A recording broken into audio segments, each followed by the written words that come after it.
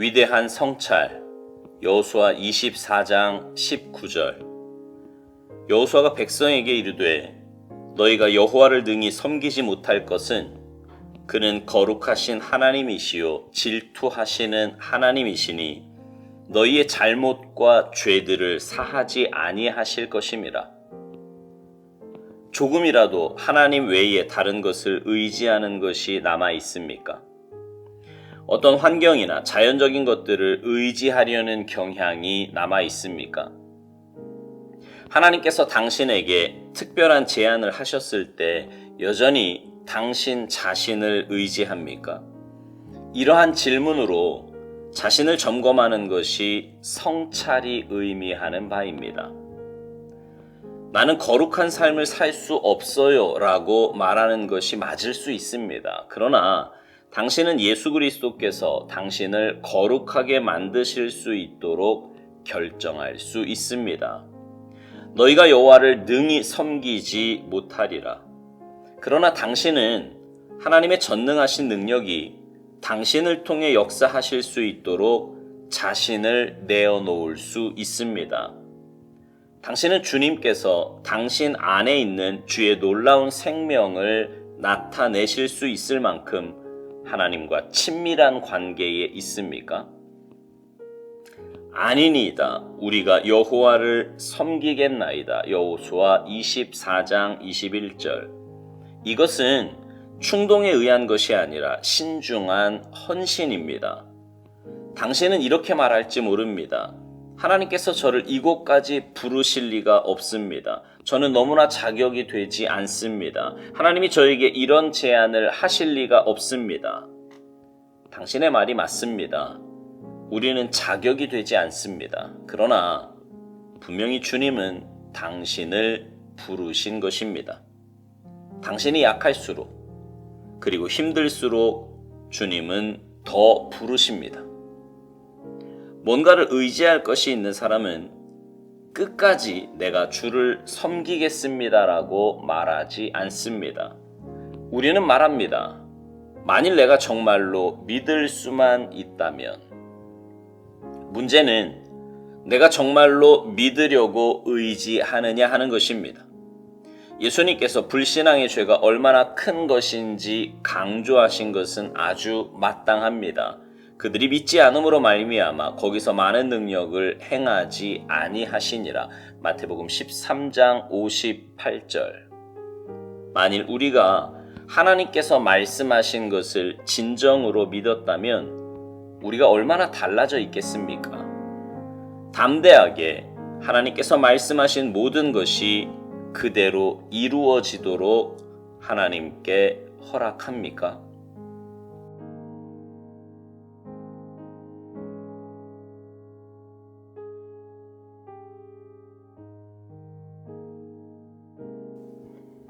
오늘 묵상의 제목은요, 위대한 성찰입니다.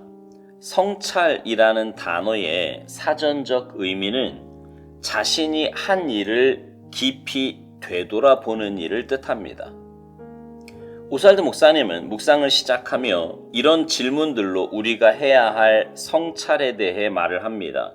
조금이라도 하나님 외에 다른 것을 의지하는 것이 남아 있는지, 어떤 환경이나 자연적인 것들을 의지하려는 경향이 남아 있는지, 하나님께서 당신에게 특별한 제안을 하셨을 때 여전히 당신 자신을 의지하는지, 이런 질문으로 자신을 점검하는 것이 성찰이 의미하는 바라는 것입니다.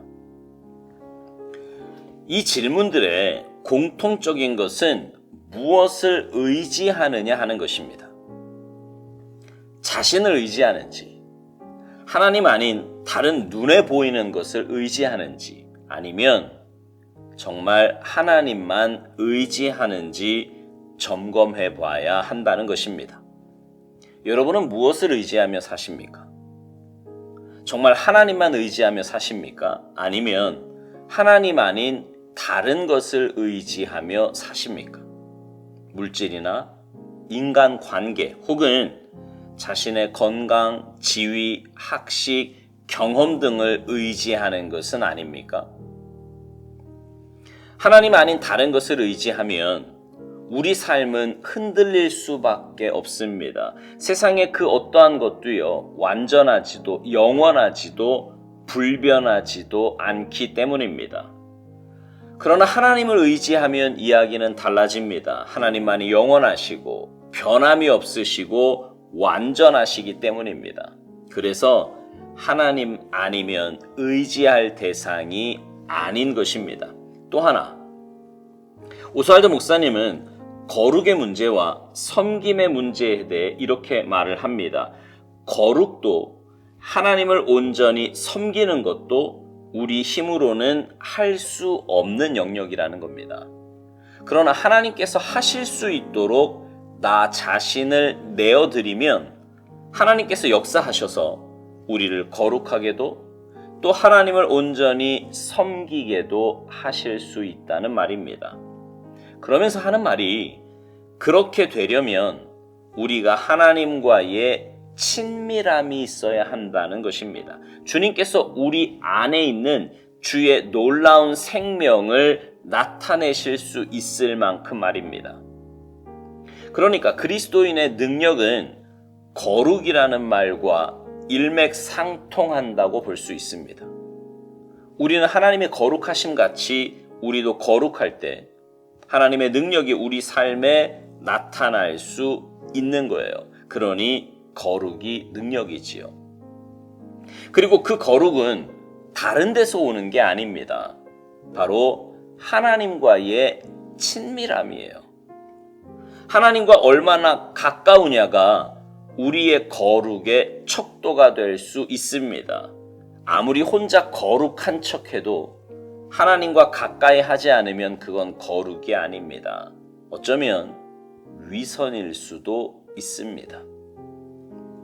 여러분은 하나님과 얼마나 가까우십니까? 종종 자신의 영적 상태를 굉장히 과소평가하는 사람들이 있습니다. 자기는 이런 데 있을 사람도 아니고 혹은 이런 사명을 감당할 능력도 없다는 것입니다. 오스왈드 목사님 말대로 어쩌면 그 말이 맞을지도 모르겠습니다. 그러나 하나님이 부르셨다면, 하나님이 거기 두셨다면 분명 이유가 있는 거예요.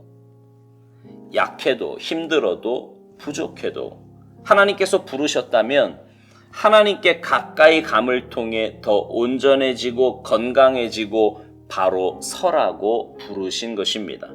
사실 하나님만 온전히 의지한다면 자신이 아무리 약하고 부족하다고 느껴도 하나님의 부르심에 순종하며 나아가게 될 것입니다. 정말 하나님만 의지한다면요. 그러나 하나님을 온전히 의지하지 않으면 다른 무언가의 마음을 빼앗기고 있으면 하나님의 부르심에 온전히 순종하기는 어렵습니다. 그래서 오스왈드 목사님이 이런 말을 해요. 뭔가를 의지할 것이 있는 사람은 끝까지 내가 주를 섬기겠습니다 이렇게 말하지 않는다고요. 그렇게 말하면 왠지 손해볼 것 같고 뭔가 자신을 희생해야 할 것 같기 때문입니다. 그만큼 뭔가 의지하고 가지고 있는 것이 많다는 말이겠지요. 오스왈드 목사님은 우리가 하나님을 믿는 것에 대해서 정말 믿으려고 하는 의지가 있는지 반문합니다. 진짜 온전한 믿음을 가지고 있느냐는 거예요. 만일 진짜 믿음을 가지고 있다면 하나님은 분명 우리 삶 속에서 역사하셨을 것이고 그러면 우리는 많이 변화되어 있을 거라는 겁니다.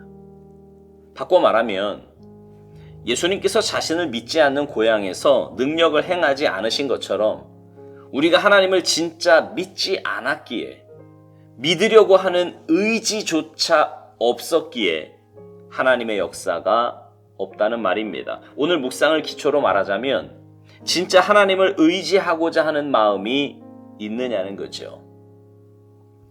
눈에 보이지 않는 하나님보다 눈에 보이는 뭔가를 더 의지하고자 하는 마음이 있는 것은 아니냐는 겁니다. 만약 그렇다면 우리의 삶에 하나님의 능력과 기적은, 역사는 없습니다. 성경은 그저 먼 옛날 이야기가 될 거고요. 지금 내 삶은 그저 내 상식과 경험 안에서 보여지는 대로 사는 그런 삶이 될 것입니다. 사랑하는 성도 여러분, 여러분의 삶은 어떠십니까? 바라기는 하나님만 온전히 의지하며 믿음으로 사시기를 간절히 소망합니다. 그래서 여러분의 그 믿음 가운데 하나님의 놀라운 능력 행하심이 있게 되기를 주님의 이름으로 축복합니다. 아멘.